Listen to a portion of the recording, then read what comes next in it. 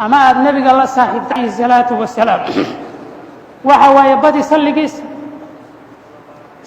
بدي من أحب شيئا أكثر من ذكري روحي شيء على هذا حسكي صوبدية مرادة عشاي هدان مغاشا مقي عيسى حسكي سلسوبود هداد اللسوبود إن هذا تعلم بكتو سنيسا ما تعلي هداد ربطي إن هذا معيقيسا نغطو محبدي سهلقا دريم أساق معيقيسا هداد ربطي سلق النبي قال لقا هيرو habeenkii ku soo jeeda ku macaanso ana soo ogtihiin oo khaadumkii nabiga ah calayhi salaatu wasalaam 10 sano buu khidmeeyay 10 sano uu khidmeeyay ilaahay rasuulkiisa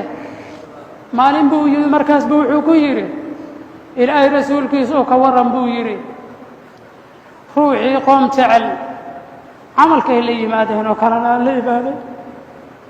qoom qofkii jecel يعني هو إسحاقيريا وإسليدايا مركا قومك وشيغينا وحوي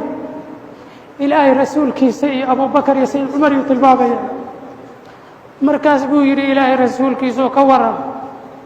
ننكي قوم تعل عمل كودو كان لا ما كرين كورا ما ننتقي بس سيدي وهلي إلهي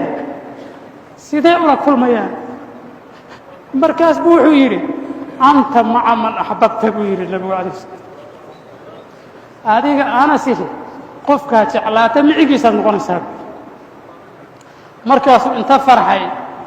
أن يلقي اليوير أنا أحب الله ورسوله وأبا بكر وعمر بي أنا أقول حان تعالى إلهي يا رسول كيس يا سيد أبو بكر يا سيد عمر تعالى مركز إنه معيقودا نقول يا أيو إشاري نبي قلنا أقول بشاري marka haddaad jeceshaa ilaahay rasuulkiisa salligiisa badi wuxuu samay jira sameeyo wanaagaha wixii xumaanahu ka digi jirana ka digtoonaw oo ka dheeraw wixii xumaanahu ummadda uga digaya ka dheeraw wixii wanaagahay ummadda farahayana far adguna fartoon marka bishaan aan ka faa'iidaysano midda ku xigta inaan gaarina ma hubno haddaan gaarna aan ka faa'iidaysano tan ku xigta waa bishii sharafta badneed oo ramadaan aan ka faa'iidaysano aanu isticdaadno maalinba maalinta ka dambayda ka sii diyaar garow waayo maalin walba waa cumrigaaga cadkiis waa ku haraatinaysaa qabriga ku haraatinaysaa maalin walba waa haraati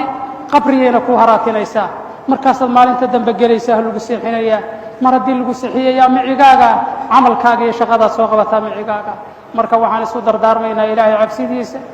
ilaahay taqwadiisaan isu dardaarmaynaa محبة النبي كان يسودر دارمينا عليه الصلاة والسلام صلى النبي كان يسودر دارمينا